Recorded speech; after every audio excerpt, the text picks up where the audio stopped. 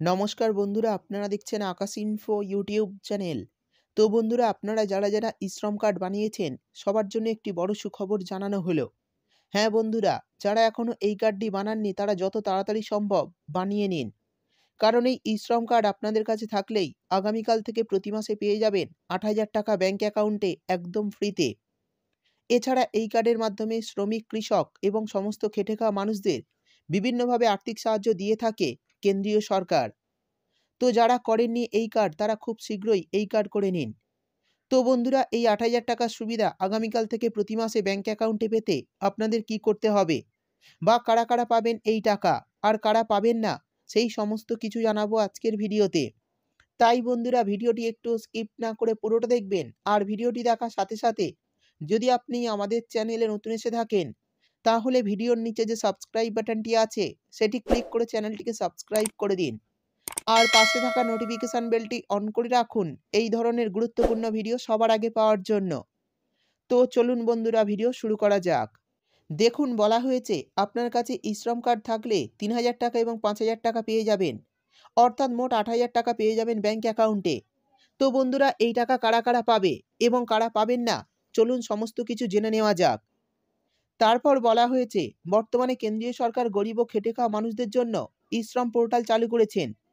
আর এই পোর্টালের মাধ্যমে গরিব ও খেটে খাওয়া মানুষরা বর্তমানে খুব সহজেই ই-শ্রম কার্ড অনলাইনে বানিয়ে নিতে পারবেন।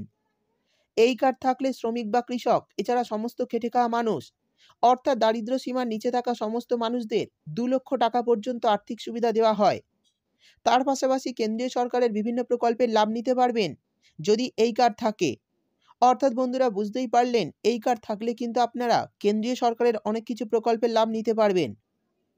সেই সঙ্গে বলা হয়েছে ই-শ্রম কার্ড নিয়ে ই-শ্রম পোর্টালে ইতিমধ্যে একটি নতুন ঘোষণা করা হয়েছে, যেখানে বলা হয়েছে ই-শ্রম কার্ড থাকলেই সকলেই প্রতি মাসে ৮,০০০ টাকা করে পেয়ে যাবেন।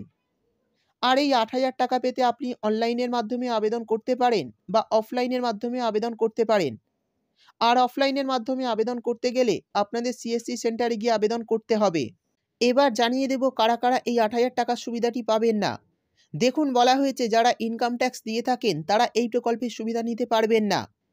তারপর বলা হয়েছে যারা সরকারি বা প্রাইভেট সেক্টরে কাজ করেন তাদের কিন্তু এই ৮,০০০ টাকার সুবিধা দেওয়া হবে না।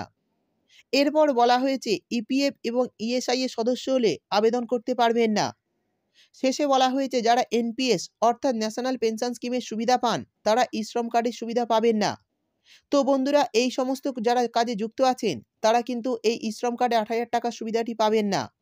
এরপর বলে দেব কারা এই ৮,০০০ টাকার সুবিধাটি পাবেন। দেখুন, বলা হয়েছে ফল বিক্রেতা, সবজি বিক্রেতা, পরিযায়ী শ্রমিক, অটো রিক্সা চালক, খবরের কাগজ বিক্রেতা, বিড়ি কর্মী, আশা শ্রমিক, নাপিত, ইটভাটা শ্রমিক, গৃহকর্মী, ধাত্রী দাই, নির্মাণ শ্রমিক, চামড়া শ্রমিক, অর্থাৎ সমস্ত দিনমজুর শ্রমিক এই ৮,০০০ টাকার সুবিধাটি পাবেন। এবার জানিয়ে দেব কিভাবে এই টাকাটি দেওয়া হবে। দেখুন, বলা হয়েছে সরাসরি আপনার ব্যাংক অ্যাকাউন্টে এই ৩,০০০ টাকা ও ৫,০০০ টাকাটি দেওয়া হবে। এই টাকা সেই সমস্ত ব্যক্তিদের দেওয়া হবে যারা পিএমএসওয়াইএম অর্থাৎ প্রধানমন্ত্রী শ্রমযোগী মানধন যোজনা এবং অটল পেনশন যোজনাতে আবেদন করেছেন। শেষে জানিয়ে দেব এই যোজনাতে আবেদন করতে হলে কি কাগজপত্র লাগবে। দেখুন, বলা হয়েছে আধার কার্ড, ভোটার কার্ড, তারপর বলা হয়েছে মোবাইল নাম্বার, ব্যাংক অ্যাকাউন্ট এবং প্যান কার্ড। তো বন্ধুরা, এই সমস্ত কাগজপত্র নিয়ে আবেদন আপনারা করতে পারবেন। তো যারা এখনও এই প্রকল্পে নাম নথিভুক্ত করেননি তারা অবশ্যই করে ফেলুন। এই ছিল আজকের ভিডিও।